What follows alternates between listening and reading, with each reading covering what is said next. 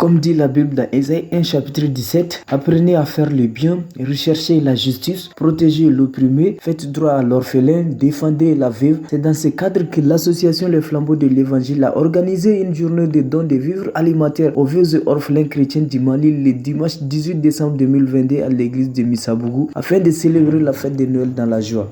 Nous sommes membres de l'AGMPM, ça veut dire que nous sommes évangéliques, nous sommes dans ce cadre. C'est une association, mais nous œuvrons également dans l'action humanitaire. Nous avons jugé nécessaire qu'aujourd'hui, vu la situation du Mali, nous avons beaucoup de veuves, d'orphelins, des démunis, des réfugiés dans nos églises qui sont laissés pour compte, qui sont laissés à la marge. Et nous avons pensé à ceci. Donc voici ce que nous avons jugé nécessaire de faire pour eux. Un petit soit-il, faire quelque chose pour les veuves, les démunis, les orphelins, partager avec eux. C'est ça l'amour, c'est ça vraiment la communion fraternelle. Ce que nous avons, le paix que nous avons, le partager avec les veuves et les orphelins de nos églises.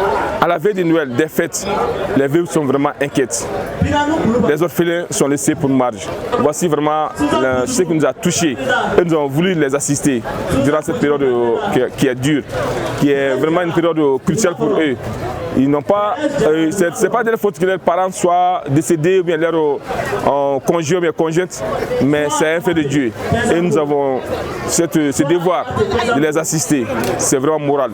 Et c'est ce qui nous a poussé à partager le paix que nous avons avec eux.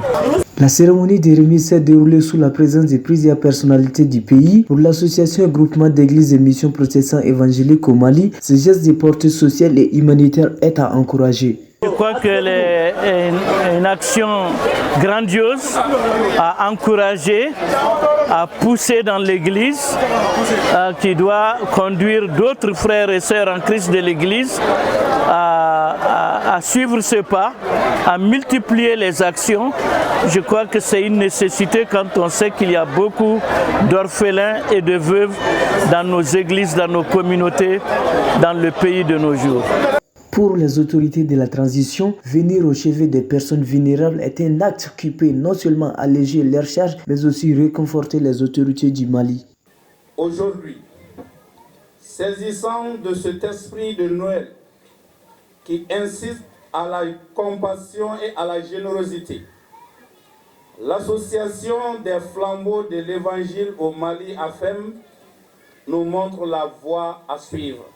Venir au chevet des personnes démunies, vulnérables, les personnes, je dirais les veuves, les orphelins, les personnes déplacées, ainsi que des pasteurs et des communautés. Merci à Monsieur le Président.